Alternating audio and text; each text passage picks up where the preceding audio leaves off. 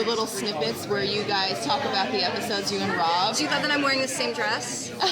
Totally did not. I was like, I'm going to wear the dress that makes me feel good. And I'm like, I'm in every single CW thing in this dress. Yeah, no, but I love the kismet that you guys have together when you talk about these episodes, and it's just amazing. See, we've been working together for so long now that it's kind of ridiculous. So work trickles into the episodes. It I does. see. Yeah. It definitely does. So how many episodes would you say have trickled in? 90%? Oh, I mean, there's always some element of something in an episode that like gets in there. Even if it's just a joke that we had around the office, it usually finds a way to get in there. You kind of can't help it. It's just organic. But yeah, but usually then there's an episode that you get.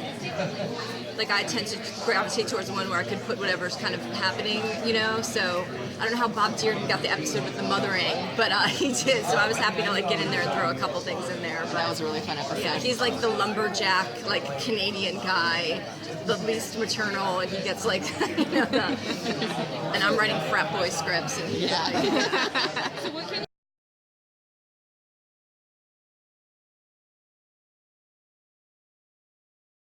She's the best, huh? How are you? Good, thank you. How are you? So great to see you. We were in the WonderCon press room with you. Yeah, It's right in the middle of the season. I remember. So obviously your character has gone through some difficult times, obviously. I was really sad to see that episode, by the way, where he got... never mind. I won't talk about it. I know. Yeah. Me too. So at the end of the season, the dynamic between you and Major shifts so dramatically because he's so angry and so embittered. Like, how is that going to be addressed in the next season? I mean, because you gave him the last of what is possibly the cure. Well, it's one of those, I mean, it's incredibly bittersweet. Liv was trying to do the right thing. And I think that happens. You know, sometimes we try to make these decisions for other people that are with their best interests in our minds and hearts, but it's just not what that person wants or needs. And so Liv gets stung by that pretty badly. I think with Liv and Major, obviously things are unresolved. I mean, she has explored another avenue and met somebody else in the first season. Things didn't work out, obviously. But I think there's a lot more to be mined and explored with the Liv-Major relationship, but it's a pretty big hurdle to get over, and whether he would ever be willing to, and to understand that, and the costs and the repercussions of that are definitely being looked at through season 2, so there's more of Liv and Major, I'm sure. Another aspect of the season finale is your little brother is injured, and you obviously can't donate blood. So are we going to see like that immediately when we come back into the second season? I believe when we come back there is a slight delay in time, so it's not any direct cut, but we don't know I don't know exactly how long it will be. We're starting shooting in 2 weeks, so I'm just about to get my first script back. But I know that that is addressed very early on in one way or another. Because I have a small theory about it. Since he gets in the middle of that blast in a shop that focuses on zombie brains, but there's dead zombies inside. I wonder if he's infected with all the shrapnel and the glass and the blood and guts that are coming out. Needs to be bathed in hand sanitizer. Yeah. Yeah, no, I drenched in the agree, cure. Actually, that's probably a good pitch. If they haven't done that, maybe they should. We should get Rob. I'll let him know. Yeah, please do.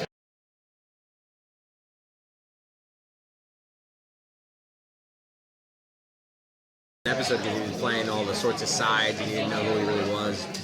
So I thought that was cool. It was like a 3-card Monty, like the shell game, like where's the P? Who is this guy? And then by the end of the episode you kind of really know who he is.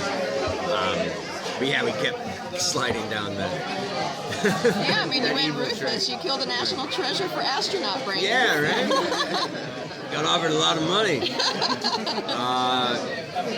Yeah, I feel like Rob and Diane and the writers, they do a good job of kind of writing him on the fence. Because, you know, he is twisting his mustache a lot, but then there's something charming he does. So it's like, you want to punch him, you want to kill this guy, but you kind of want to go have a beer with him. Yeah.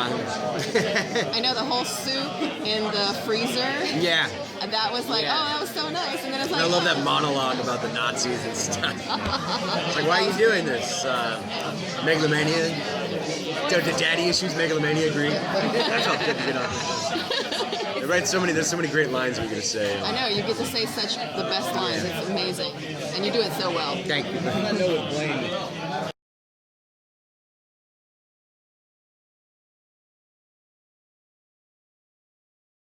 I love the inside look into the episodes when you and Diane sit down together because you guys have such great chemistry together, and I just love how you guys interact with each other and then talk about the episode because you can feel the passion that you have for the show and for the writing and everything. So when you do these episodes, and I was asking Diane about that and stuff, she was saying that you guys kind of infuse your kind of humor into it in every episode. So you would say about 90%, 100% is a little bit in every episode is something that you guys have had interaction. Yeah, I mean, and when we hire a writing staff, the number one thing we're looking for is it's tone. You know, like I'll read almost anything, but we're looking for snappiness. You know, where like we all. Like if you know, like if I'm hiring a staff writer or some low-level writer, I almost don't care if the story works in that in their sample. I just want to know that the dialogue feels like our dialogue. So we're trying to, and it's a weird thing because you read a lot of half-hour writers and that doesn't feel like our show, and then you read the procedural drama writers and that doesn't feel like our show. We are really looking for people who will fuse those things, and we want to be funny without sacrificing, having real emotional moments that, at the end of the day, that's what's going to keep people coming back to the show, I think.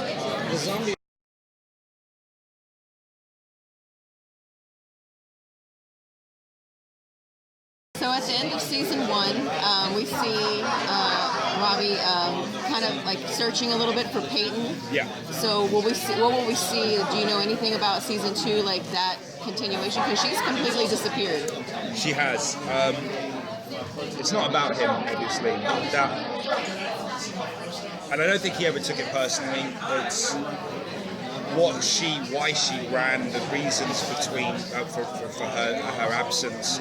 It's bigger than two people who just met and were kind of at the fringes of starting a relationship. So I don't think there's any hard feelings, and I think while it might be awkward if there are future meetings, I don't think it's going to be this big, because they only just start. Like, I think, not to knock it, but I was only in 2 scenes with Ali.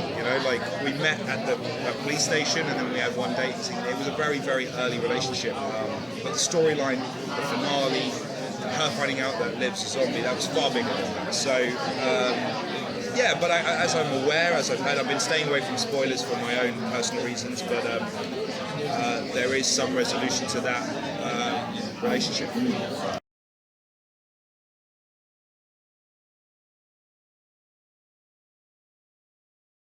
Good. So the first season is done, and there's an episode where Babineaux inadvertently chomps on some little brains. Some scruffs. Yeah. Yeah. So when we were at WonderCon, we were asking about your character, like in the middle of it and stuff. We were thinking about Babineaux's background from New Orleans, some of that mystic voodoo stuff. Do you think that's going to come into play in the season 2? You know what? I didn't think about that, but that'll be fun. That'll be fun to explore.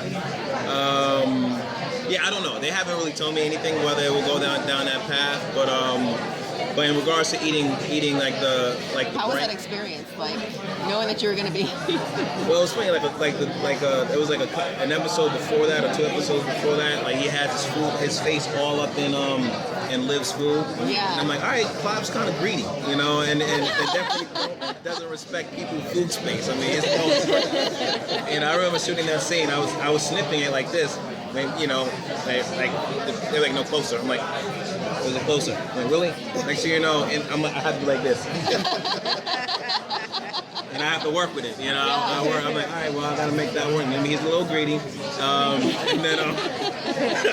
And then with the pizza chomping scene, it was my first time getting to taste the brain. Rose has to do it every episode. Yeah. And then I was so excited, and then I'm like, I'm okay with that being a one-time experience. That it tastes terrible. Oh my god. I couldn't eat pizza for a week after that. Oh my god. You're a detective, and it seems natural that. You know, him, you know, like he's a rookie detective. So I hold on to the word rookie. You know, this is his first time doing this, and I love the fact that they gave me. They didn't rush that progression. It was like, you know, give him time to grow. You know, obviously as me, Malcolm, I'm like, I can put things together, but he doesn't have, you know, Clive doesn't have all the answers right now. He's working with what's in his face.